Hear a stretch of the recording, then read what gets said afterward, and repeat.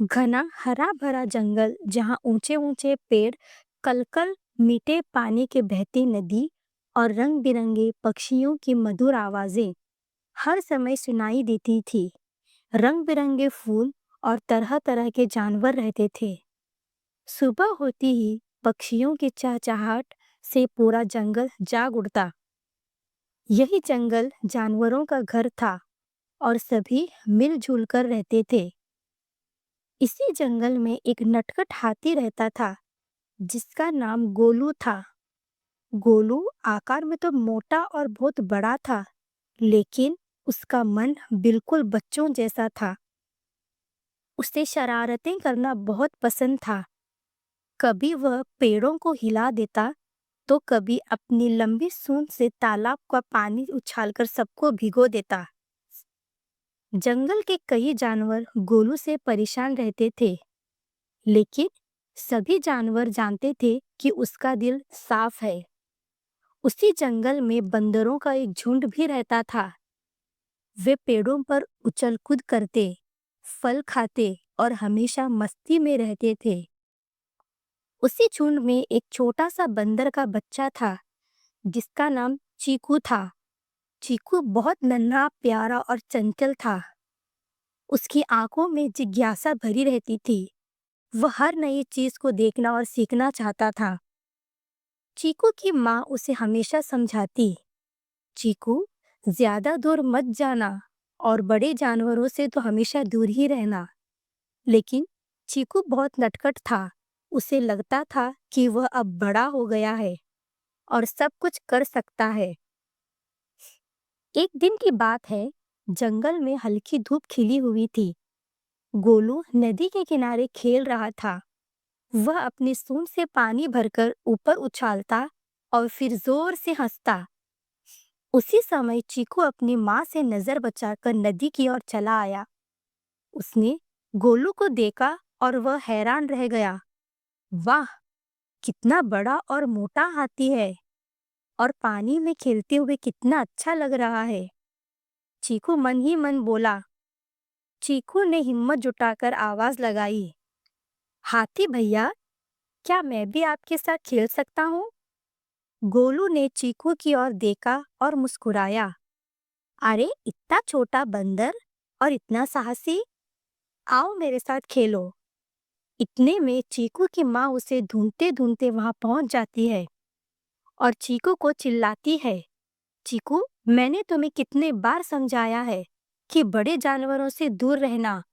यह कहकर वो चीकू को अपने साथ ले जाती है।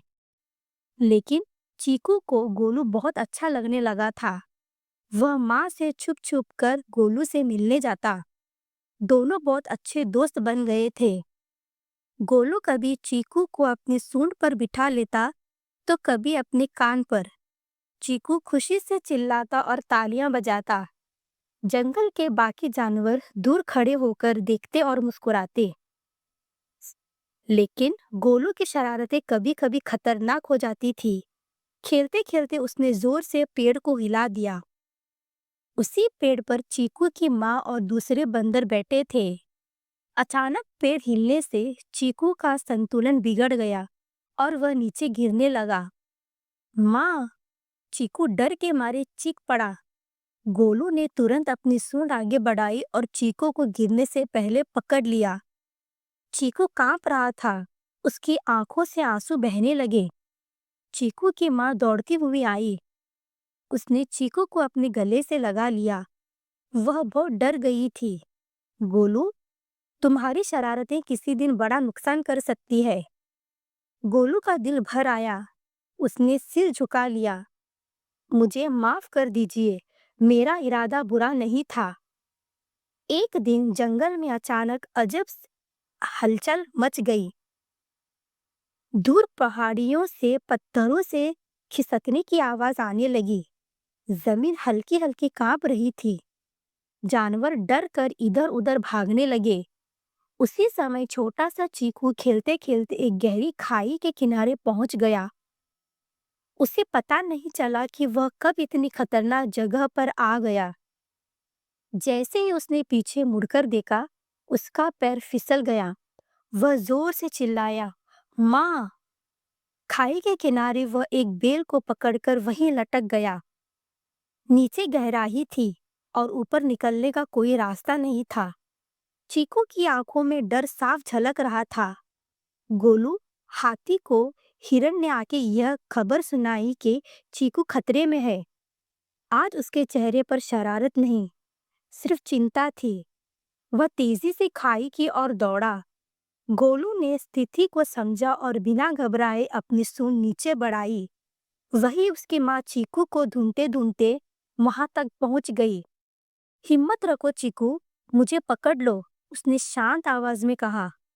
कांपते हाथों से चीकू ने गोलू की सूंड पकड़ी। गोलू ने पूरी ताकत लगाकर उसे ऊपर खींच लिया। कुछ ही पलों में सब सुरक्षित थे।